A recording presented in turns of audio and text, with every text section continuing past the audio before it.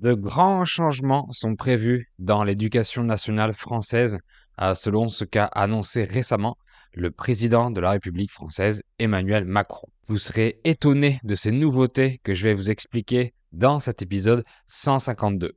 Mais pour ça, restez à l'écoute. Tu apprends le français? Fabien te propose des contenus en français courant qui parlent de culture, d'histoire, de géographie française, mais aussi des biographies, des dialogues ou des astuces d'apprentissage. Bienvenue dans le podcast Fluidité. Avant de commencer, je voudrais vous proposer une opportunité unique pour progresser en français si vous êtes intermédiaire, notre club VIP. C'est un club privé que j'ai créé, composé d'une grande communauté de plus de 450 apprenants, que je remercie encore d'ailleurs. Vous y trouverez des amis qui viennent du monde entier et tous ensemble, nous faisons des activités de pratique orale en groupe sur Zoom. De la lecture, des jeux, des quiz, des discussions sur différents thèmes, etc. Ces réunions sont organisées chaque semaine le mercredi à 18h30 et le vendredi à 18h, heure de Paris. Mais également le mercredi à 18h30, j'anime aussi un cours interactif pour expliquer facilement et clairement la grammaire du français. Nous avons un groupe Telegram pour discuter, partager et échanger où j'aide les apprenants en répondant à leurs questions évidemment. Le club VIP, c'est aussi des contenus exclusifs pour les débutants, tout mon podcast sans aucune publicité, des transcriptions bilingues pour comprendre rapidement ou encore des listes de vocabulaire PDF pour enrichir votre lexique. Tout le monde est bienvenu et vous pouvez rester autant de temps que vous voulez. Pour rejoindre le club VIP, cliquez sur le lien dans la description. Depuis quelques jours, il se passe beaucoup de choses en France, donc j'ai quelques actualités importantes et croustillantes à vous raconter. Ça concerne le changement de gouvernement, mais aussi des annonces faites par M. Macron, dont certaines au sujet de l'éducation nationale et qui me semblent cruciales pour l'avenir de notre société, puisque ce sont les jeunes qui la construiront. Le 9 janvier 2024, la première ministre Elisabeth Borne a démissionné. Ça veut dire qu'elle a quitté volontairement son poste de chef du gouvernement français.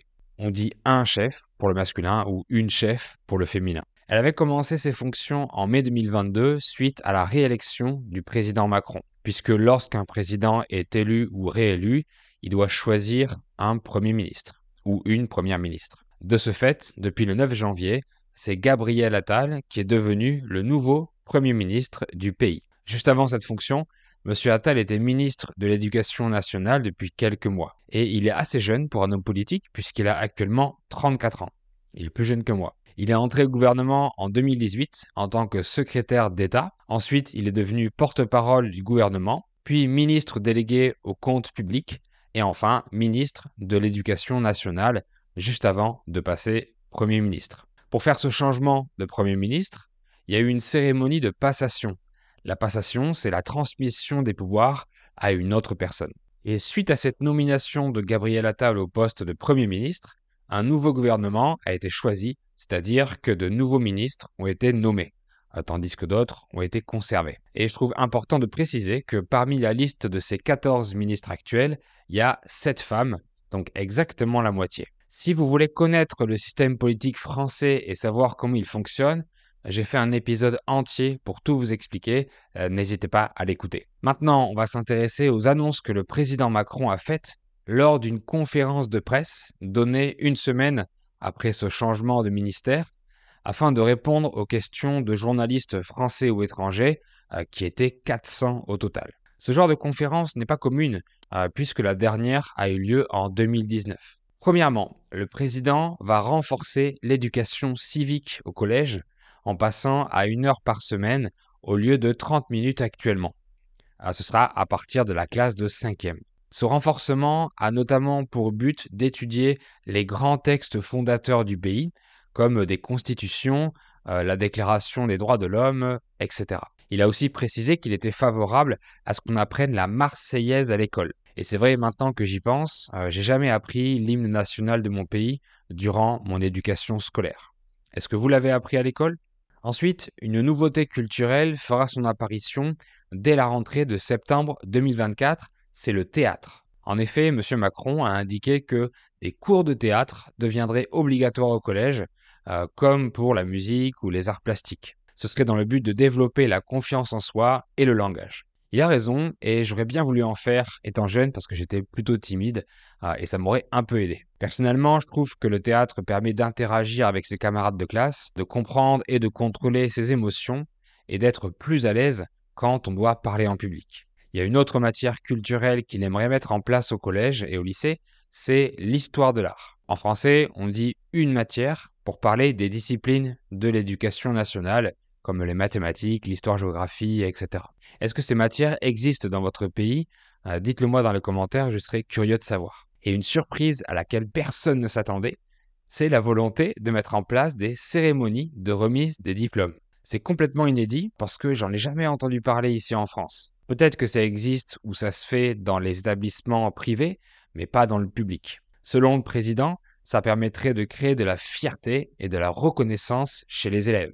Il voudrait que la cérémonie soit instaurée au collège pour la remise du diplôme du brevet et au lycée pour le bac, le baccalauréat. C'est vrai que c'est une tradition très commune en Amérique du Nord et pour ma part, que je trouve plutôt belle. Au contraire, c'est un peu triste de recevoir son diplôme par un simple courrier postal et ça le dévalorise un peu. C'est important de marquer le coup pour ce genre de succès. Marquer le coup, c'est une expression pour dire rendre important ou célébrer un événement. Je pense que c'est vraiment important de célébrer nos victoires et nos réussites. Le président s'est défendu en expliquant qu'il ne trouvait pas que ce genre de cérémonie soit vieux jeu. Vieux jeu, c'est un adverbe invariable, c'est une expression idiomatique pour dire que quelque chose est ringard, c'est-à-dire que quelque chose a des manières ou des méthodes démodées. Donc le président a surtout la volonté de renforcer les valeurs républicaines et le sentiment d'appartenance à une nation chez les jeunes. Dites-moi également dans les commentaires si ces cérémonies existent chez vous et quels en sont les avantages et les inconvénients.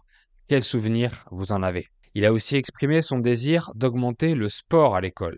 Et oui, de plus en plus d'enfants sont en surpoids, voire obèses. Donc le gouvernement réagit et essaye de trouver des solutions pour qu'ils augmentent leur activité physique. Et le dernier point au sujet de l'éducation nationale, c'est le port de l'uniforme pour lequel on a eu un peu plus de précision. Comme j'ai expliqué dans l'épisode 148, une centaine d'établissements scolaires sont en train de tester une tenue unique pour tous les élèves, donc un uniforme à porter en cours. Le président Macron a dit que si le test était concluant, l'uniforme à l'école deviendrait obligatoire en 2026. Donc ce sont encore plein de modifications qui seront faites pour l'éducation nationale après celles qui ont déjà été mises en place tout récemment. Durant cette conférence, notre président a parlé d'un autre projet pour aider les enfants. En effet, il voudrait réglementer l'utilisation des écrans pour les petits et les jeunes, sans donner plus de précision pour le moment. Le constat est clair et alarmant. Les enfants passent de plus en plus de temps devant les smartphones, les ordinateurs ou la télévision. Même si certains contenus sont adaptés aux enfants et sont bénéfiques, le problème est qu'en passant plus de temps sur leur écran, ils ont de moins en moins d'interactions sociales avec les parents ou les frères et sœurs.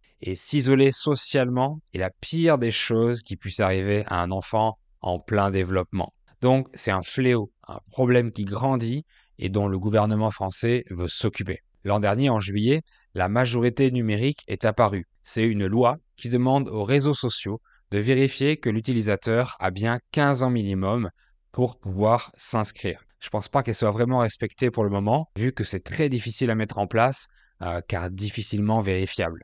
Alors, ce n'est que le début des lois et des règlements pour encadrer le monde du numérique. Mais ça devient nécessaire car ça prend trop d'ampleur. Et une dernière annonce importante dont je voudrais vous parler aujourd'hui concerne la modification du congé parental. Donc le congé parental, c'est la possibilité donnée aux parents d'arrêter de travailler pour s'occuper de leur nouvel enfant, en échange d'une rémunération et sous conditions bien entendu. Mais M. Macron a annoncé qu'il souhaitait le raccourcir, donc le rendre plus court, mais par contre de mieux le rémunérer. Il trouve que le congé parental actuel est trop long et qu'il éloigne les parents du monde du travail. Donc, il veut qu'il soit plus court, mais mieux payé. Pour tout savoir sur les congés que les travailleurs ont en France, j'ai fait un épisode entier que vous pourrez aussi écouter. Le président a fait d'autres annonces, mais je voulais me concentrer sur les plus importantes, donc celles qui concernent l'éducation nationale.